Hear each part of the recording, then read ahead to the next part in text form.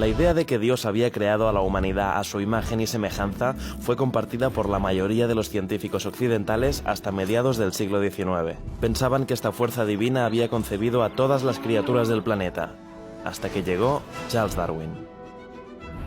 Aunque ya había voces que hablaban de la evolución de las especies, el naturalista británico fue el primero en ofrecer evidencias para explicar el mecanismo que la hace posible: la selección natural. Su teoría cambió radicalmente la biología, dando otra explicación del origen del ser humano y lo convirtió en uno de los pensadores y científicos más importantes de la historia. Pero para eso antes tuvo que embarcarse en un viaje extraordinario, hacer cientos de experimentos y escribir durante 20 años.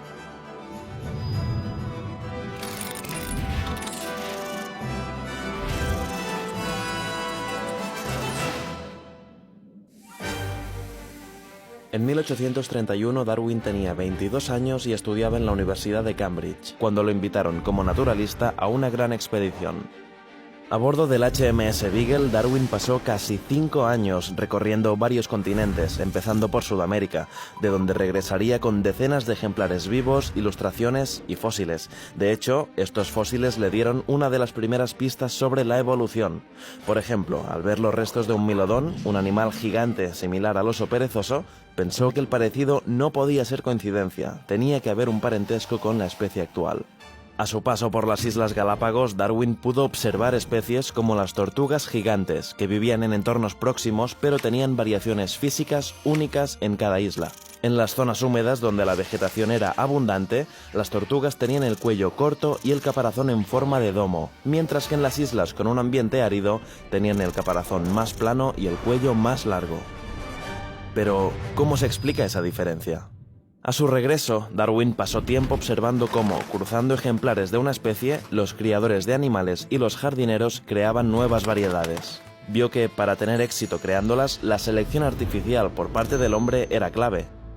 Darwin pensó que el mundo natural probablemente hacía el mismo tipo de selección, pero no podía entender cómo ocurría, hasta que leyó a Thomas Robert Malthus, un intelectual británico del siglo XVIII. En su ensayo sobre demografía, Malthus decía que en un momento de crecimiento en Europa, la población aumentaría mucho más que los alimentos disponibles, y eso, decía él, provocaría una lucha por la supervivencia.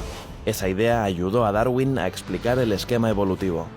En la naturaleza existe una lucha por la supervivencia, en la que no necesariamente sobrevive el más fuerte, sino el que mejor se adapta a las condiciones del ambiente donde vive. Si un ser vivo tiene algún rasgo que lo ayuda a sobrevivir, va a tener más éxito a la hora de reproducirse, mientras que el que no se adapte va a morir sin dejar descendencia. Las criaturas con mayor éxito reproductivo pasan ese rasgo a su linaje y así sucesivamente, hasta que las variaciones acaban derivando en una nueva especie. Por eso las diferencias entre las tortugas que vio Darwin en las Galápagos eran producto de la evolución. En un ambiente árido, las del cuello largo podían llegar a los arbustos y alimentarse, mientras que las que habitaban en un ambiente frondoso podían comer pasto y protegerse de los depredadores gracias al cuello corto y al caparazón en forma de domo.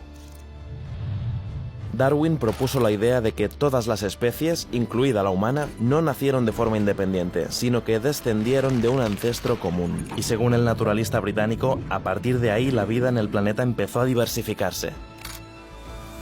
20 años después de su viaje en el Beagle, Darwin había escrito miles de páginas, pero no había publicado ninguna. Quería tener evidencias irrefutables, quizás porque sabía que su teoría iba a suponer un cataclismo. Pero todo cambió cuando recibió una carta de Alfred Russel Wallace, un admirador y colega naturalista que le contaba que había llegado a la misma conclusión: la evolución se producía por selección natural. Ante el pánico de que Wallace fuera reconocido como el único autor de la teoría, los dos naturalistas llegaron al acuerdo de presentar una carta conjunta explicando sus hallazgos.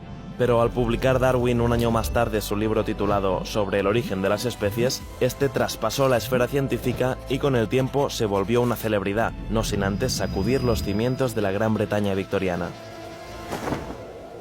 Como Copérnico en su momento, Darwin lo cambió todo al explicar que la diversidad del mundo se debía a un hecho biológico, donde Dios no intervenía. Darwin bajó al ser humano al mismo nivel evolutivo que el resto de criaturas del planeta. Avances científicos permitieron comprobar su teoría y hasta la Iglesia Católica acabó aceptando, décadas más tarde y con matices, que la evolución era compatible con la fe. Y hoy, más de 150 años después de que el mundo viera la teoría de Darwin, sabemos que la evolución es un hecho. El planeta sigue cambiando, a veces de forma dramática, y nosotros cambiamos con él.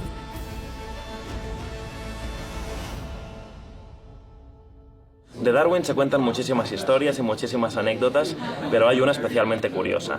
Se dice que pasó un tiempo en la Patagonia tratando de encontrar un ejemplar de ñandú pequeño, que es un tipo de ave. Y lo encontró, pero el tema es que lo encontró en su plato, se lo había comido sin darse cuenta. El tema es que con los restos que sobraron, los huesos, las plumas, el cuello, la cabeza, consiguieron formar un espécimen y hoy en día este animal está en el Museo de la Sociedad Zoológica de Londres exhibido. Si te ha gustado este vídeo, dale a like, proponnos otros temas para próximos vídeos y para no perderte los siguientes, suscríbete.